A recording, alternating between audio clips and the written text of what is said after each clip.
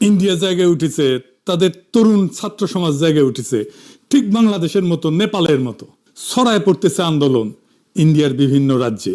দিল্লির আকাশ এখন মুখরিত আজাদি আর ইনকিলাব স্লোগানে। আলহামদুলিল্লাহ, জুলাই বিপ্লবের সব পরিচিত দৃশ্য দেখা যাইতেছে দিল্লিতে।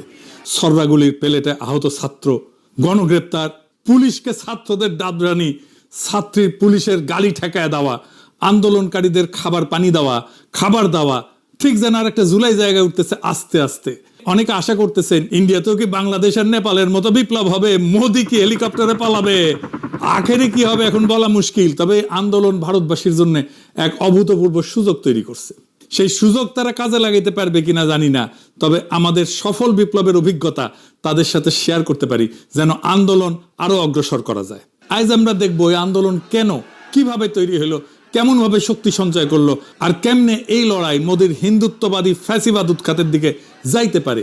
সেই আলাপটা করি। আন্দোলন আমাদের বোঝা দরকার, অনুসরণ করা দরকার, সমর্থন করা দরকার। আসেন আল্লাহর নামে শুরু করি।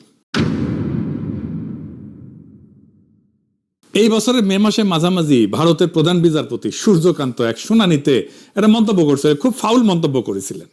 বেকার তরুণদের একাংশকে তুলনা করছেন আরশোলা আর সমাজের পরজীবীর সাথে। They are youngsters like cockroaches. They don't get any employment. They don't have any place in profession.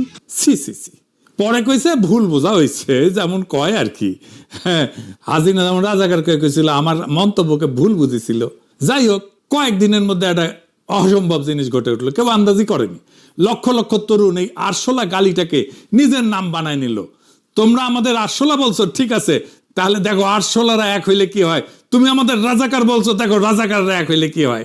জন্ম নিল ককরোচ জনতা পার্টি, একই রকম ভাবে বাংলাদেশের মতো। নামটা নিজেই একটা স্যাটার। ভারতীয় জনতা পার্টির বদলে ককরোচ জনতা পার্টি, এটা প্যারোডি। আর 2 মাস পরে দিল্লির রাস্তায় হাজার হাজার তরুণ। এই ককরোচ জনতা পার্টির প্রতিষ্ঠাতা অভিজিৎ গে, একজন 30 বছর বয়সে কমিউনিকেশন স্ট্র্যাটেজি, বোস্টন ইউনিভার্সিটি থেকে পাবলিক রিলেশনসে মাস্টার্স করছে। ককরোচ পার্টি যে গতিতে ছড়াইছে সেটা অবিশ্বাস্য। চালুর 78 ঘন্টার মধ্যে ইনস্টাগ্রামে 30 লক্ষ ফলোয়ার, 5 দিনে কম সময় 1 কোটি পার। বিজেপির অফিসিয়াল অ্যাকাউন্টকে ছাড়াই গেছে। মে মাসের শেষে 2 কোটির বেশি ফলোয়ার, 3,50,000-এর বেশি রেজিস্টার্ড সদস্য। 12 বছর ধরে ক্ষমতায় থাকা একটা দলের চেয়ে বেশি ফলোয়ার 2 মাস বয়সে একটা স্যাটায়ার আন্দোলনের। এটা শুধু একটা সংখ্যা না, এটা একটা সিগন্যাল। তারা রাস্তায় নামলো কেন? 2টা কারণ। এক, পরীক্ষা কেলেঙ্কারি। ইন্ডিয়ার মেডিকেল এন্ট্রান্স পরীক্ষার প্রশ্ন ফাঁস হয়ে গেল, সরকার পরীক্ষা বাতিল করতে বাধ্য হইল। 3রা মে পরীক্ষার পরপরই প্রশ্ন ফাঁসের অভিযোগ ওঠে। রাজস্থানের টেলিগ্রামে ছড়ানো প্রায় 120টা প্রশ্ন গেস্ট পেপারের সাথে মিলে যায়, সাজেশনের সাথে মিলে যায়। 20 লক্ষের বেশি পরীক্ষার্থী অংশ নিয়েছিল। পরীক্ষা বাতিল হয় এবং এর জেরে আত্মহত্যার ঘটনাও ঘটে, ঠিক হাসিনা আমলের মতো। একের পর এক প্রশ্ন ফাঁসের ছিল না। এই একটা ঘটনায় গোটা দেশের তরুণদের ক্ষোভের প্রতীক হইয়া দাঁড়াইল। আর 2 নম্বর, রাষ্ট্রীয় দমন। এইখানে একজন মানুষকে আমাদের চিনতে হবে, যাকে না চিনলে আন্দোলনের মাত্রা বোঝা যাবে না। সোনাম ওয়াংসুক। কে ইনি? ইনি লাদাখের একজন ইঞ্জিনিয়ার, শিক্ষা সংস্কারক এবং পরিবেশ কর্মী। 1988 সালে উনি সেকমল নামে একটা বিকল্প স্কুল আন্দোলন গড়ে তোলেন। চক, টক আর লাঠির বদলে আনন্দময় বাস্তব দক্ষতা ভিত্তিক শিক্ষা, বিশেষত লাদাখের প্রান্তিক তরুণদের জন্য। এই কাজের জন্য তিনি 2018 সালে এশিয়ার অন্যতম সম্মানজনক রমন ম্যাগসেসে পুরস্কার পাইছিলেন। পরে 2019-এ অনুচ্ছেদ 370 বাতিল এবং লাদাখকে বিধানসভাহীন কেন্দ্রশাসিত অঞ্চল বানানোর পর থেকে তিনি লাদাখের সাংবিধানিক সুরক্ষা এবং রাজ্যের মর্যাদার দাবিতে বারবার অনশন করছেন। কিন্তু ইন্ডিয়া জুড়ে সাধারণ মানুষ তাকে অন্য একটা কারণে চেনে। কথিত আছে 2009-এর ব্লকবাস্টার 3 ইডিয়টসের আমির খানের অভিনীত যে চরিত্র ছিল ফুনসুং ওয়াংডু, এইটা ওয়াংসুকের আদলে তৈরি। নামেও কিন্তু মিল আছে, ওয়াংডু আর ওয়াংসুক। চরিত্রটার সাথে ওয়াংসুকের মিল কিন্তু স্পষ্ট। প্রথাগত শিক্ষা ব্যবস্থার বিরুদ্ধে বিদ্রোহী, উদ্ভাবক, প্রত্যন্ত এলাকায় শিশুদের আনন্দে শেখানো একজন শিক্ষক। এবং আমির খানও কিন্তু এরকম লাদাখের আশেপাশে গেছিল আর কি।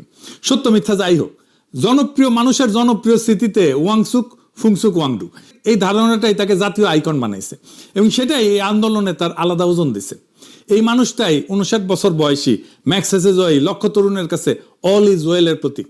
যখন ককরোচ আন্দোলনের সংগতিতে তিনি 3 সপ্তাহ অনশন করলেন আর পুলিশ তাকে জোর করে হাসপাতালে নিয়ে গেল, তখন ক্ষোভ বিস্ফোরিত হইল।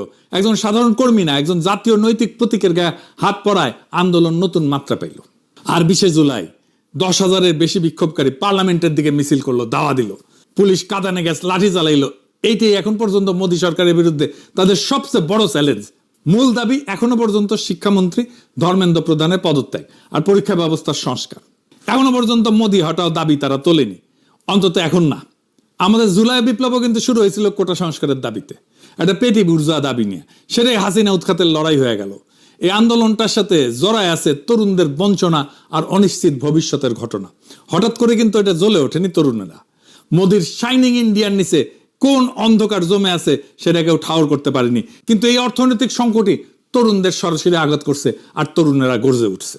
এই সংখ্যাগুলো একটু দেখে নি। ইন্ডিয়ার জনসংখ্যা তো 2026-এ প্রায় 147 কোটি। এর 65% 35 বছরের নিচে। শুধু 15 থেকে 29 বছর বয়সী তরুণেরাই প্রায় 37 কোটি। পৃথিবীতে সর্বোচ্চ। প্রত্যেক বছর 1,20,00,000 নতুন তরুণ শ্রমবাজারে ঢুকতেছে, কিন্তু ইন্ডিয়ায় 25 বছরের নিচে গ্রাজুয়েটদের বেকারত্ব প্রায় 40%। বেকার তরুণদের মধ্যে যারা 20 থেকে 29 বছর বয়সী, তাদের মধ্যে গ্রাজুয়েটদের অংশ 2017-তে 46% ছিল, 2023-এ এটা 67% হয়েছে। বেকারদের 2/3 এখন ডিগ্রিধারী গ্রাজুয়েট। মানে লেখাপড়া করলেই যে গাড়ি ঘোড়া চলা যাবে তা কিন্তু না। শিক্ষার দারিদ্র থেকে বেড়ানোর আর সিঁড়ি হয় নাই। শিক্ষা এখন হতাশার একটা নতুন উৎস। 20 থেকে 29 বছর বয়সী 6.5 কোটি গ্রাজুয়েটের মধ্যে প্রায় 1 কোটির বেশি বেকার গ্রাজুয়েট। এই সংখ্যাটা সুইডেন বা পর্তুগালের গোটা জনসংখ্যার চেয়ে বেশি। 2004 থেকে 2023 পর্যন্ত প্রত্যেক বছর প্রায় 1/2 কোটি গ্রাজুয়েট যোগ হইতেছে, কিন্তু চাকরি পাইতেছে 28 লক্ষ। স্যামুয়েল হান্টিংটনের একটা পুরানো ধারণা আছে, যখন একটা সমাজে আকাঙ্ক্ষা বা অ্যাসপিরেশন দ্রুত বাড়ে কিন্তু সুযোগ বা অপরচুনিটি সেই গতিতে বাড়ে না, তখন সেই যেই ফাঁকটা তৈরি হয় সেটাই অস্থিরতার জন্মভূমি। অর্থনীতিবিদরা এটাকে বলে অ্যাসপিরেশন অপরচুনিটি গ্যাপ। ভারতের 36 কোটি তরুণ শিক্ষিত হচ্ছে, স্বপ্ন দেখতেছে, ইনস্টাগ্রামে গোটা দুনিয়ার জীবনযাত্রা দেখতেছে, আর বাস্তবে চাকরি নেই। এই ফাঁকটাই ককরোচ। বঞ্চনাটা বানানো না, সংখ্যায় প্রমাণিত এবং গভীর। এটা নিছক ভাইরাল একটা ট্রেন্ড না। ভারতের তরুণরা অনেকবারই রাজপথে নামছে, এইবারও নামছে, রাজনৈতিক পরিবর্তনও আনছে। আসেন সেইগুলো আমরা একটু ফিরে ফিরে দেখি। ভারতের ছাত্র তরুণদের আন্দোলন এটা নতুন কিছু না। আন্দোলনগুলো দেখলে একটা প্যাটার্ন কিন্তু ধীরে ধীরে বাড়ায় আসে।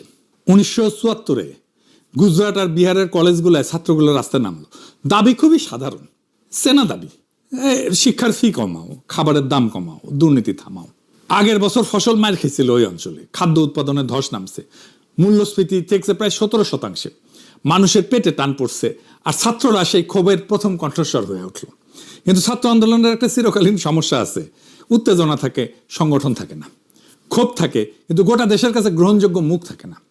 বিহারের ছাত্ররা এই দেয়ালে বারবার ধাক্কা খাইতেছিল। তারা তখন এমন একজনের দ্বারস্থ হইল যিনি বহু বছরের সক্রিয় রাজনীতি থেকে দূরে ছিলেন, নাম জয়প্রকাশ নারায়ণ। ইনি কে? ভারতের স্বাধীনতা সংগ্রামের একজন কিংবদন্তি। ব্রিটিশ বিরোধী আন্দোলনে জেল খাটছেন, সমাজতন্ত্রী নেতা হিসেবে নেহরুর সমসাময়িক। কিন্তু স্বাধীনতার পর উনি ক্ষমতার রাজনীতি আর করেননি, ছেড়ে দিচ্ছেন। মন্ত্রিত্ব দেওয়া হয়েছিল ওনাকে, প্রস্তাব ফিরাই দিচ্ছেন উনি প্রস্তাব। উনি সামাজিক আন্দোলন করতেন, ভূমিহীনদের সাথে কাজ করতেন, জমিদারদের কাছ থেকে জমি নিয়ে গরিবদের বিলায় দিতেন। তার মানে ওনার কোনো পদ ছিল না, দল ছিল না, ক্ষমতার লোভ ছিল না। ঠিক এই কারণেই তার কথার ওজন ছিল অন্য সবার চেয়ে বেশি। 1974 সালে তার বয়স 72 বছর, শরীর ভাঙা, হার্টের রোগ। ছাত্র তখন থেকে নেতৃত্ব নিতে অনুরোধ করলো, একটা শর্ত দিয়েছিলেন যে আন্দোলন হইতে হবে সম্পূর্ণ অহিংস।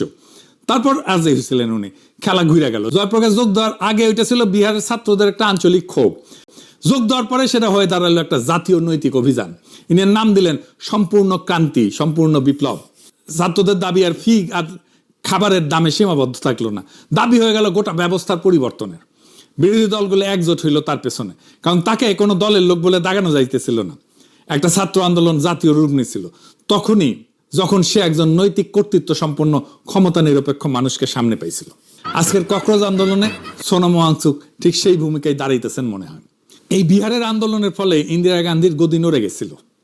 জরুরি অবস্থা জারি হইল, সংবাদপত্র বন্ধ, বিরোধী দলের নেতারা জেলে, জয়প্রকাশ নারায়ণকেও জেলে নেওয়া হয়েছিল। গণতন্ত্র স্থগিত, মনে হইল সব শেষ, ইন্দিরা গান্ধী জিতে গেল। কিন্তু ইতিহাস এইটা T20 না, এটা টেস্ট ম্যাচ, এটা দীর্ঘ খেলা খেলে। 3 বছর পর 1977-এ সেই ইন্দিরায় ভোটে ধরাশায়ী হইল। আর ওই ছাত্র আন্দোলনের গর্ভ থেকে জন্ম নিল একটা গোটা রাজনৈতিক প্রজন্ম, নীতিশ কুমার, লালু প্রসাদ, আরো অনেকে, যারা পরের 40 বছর ভারতের রাজনীতি চালাইছে।